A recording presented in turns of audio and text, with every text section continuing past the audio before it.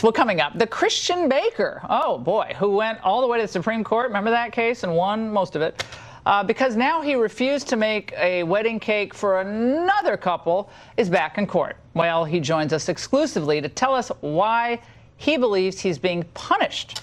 That next.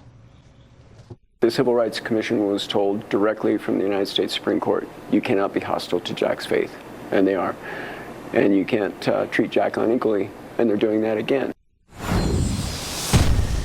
All right, we have an update for you tonight in our Defending the First series. Now, you might remember last summer we covered that big religious liberty victory at the Supreme Court. It was a ruling in favor of a Colorado Christian baker who refused to make a wedding cake for a same-sex couple because he said it violated his religious beliefs.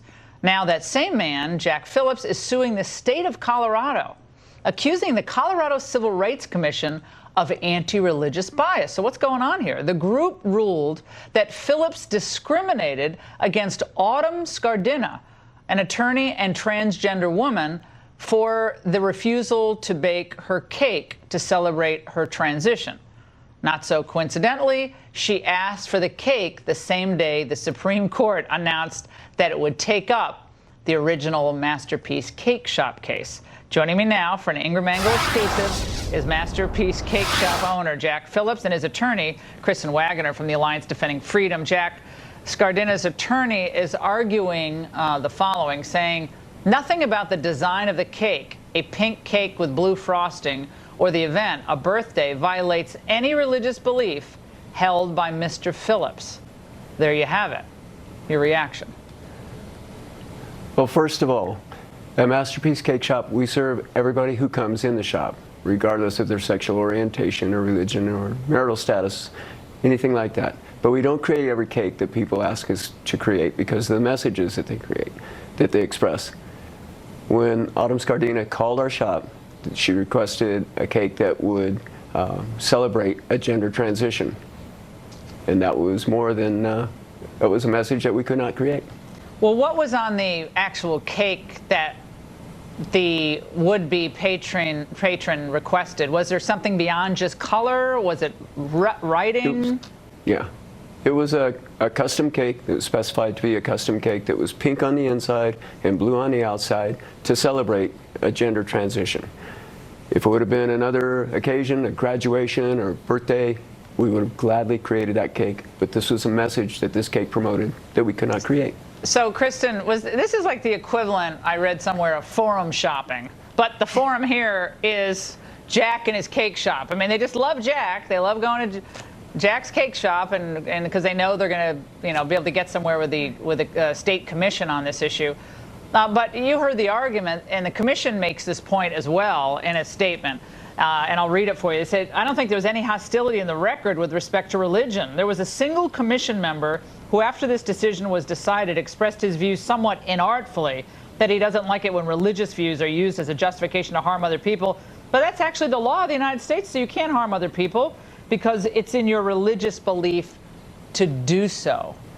All right, so what's going on here? Pink cake on the outside, blue on the inside. I've already gotten confused by that, but what's happening here?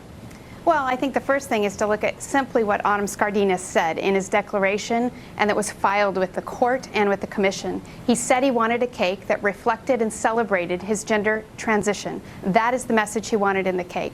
Jack is all about serving his customers and serving people of all faiths, of all walks of life, but he can't express all messages, and no artist should have to do that. What's even more telling about this setup by Autumn Scardina is that a few weeks later, he called back. And this time he requested a cake asking Jack to celebrate Satan's birthday and promote marijuana. What's even more astounding is that the Colorado Commission saw this setup, and 24 days from when the Supreme Court ruled, it decided to get on Autumn Scardina's bus and pursue the hostility and harassment that he was attempting to invoke and put on Jack Phillips. So, Jack, you obviously, I think it's pretty obvious. You personally are being targeted because they know you're this Christian guy, and even though you'll serve everybody, for specific life choices, you won't. And you don't want to because of religious beliefs. It really irked them that you won at the court, really irked them. But even the politicians in the state, they're on the bandwagon, as your attorney just said. Listen to Diana DeJet, who is a Democrat rep. Let's watch. Protections based on sexual orientation and gender identity are civil rights issues, and they will be enforced. You will be forced to make a cake with a message that violates your religious belief, period. That's what she said. Yeah, it was quite shocking to hear things like that coming from my government, that they're going to punish me for standing up for my beliefs when the Constitution clearly protects those beliefs. Do you believe it's basically submit or go out of business? That's what they want? You either submit or go out of business? Yeah, they took away my wedding business a few years ago, and that was 40% of my income.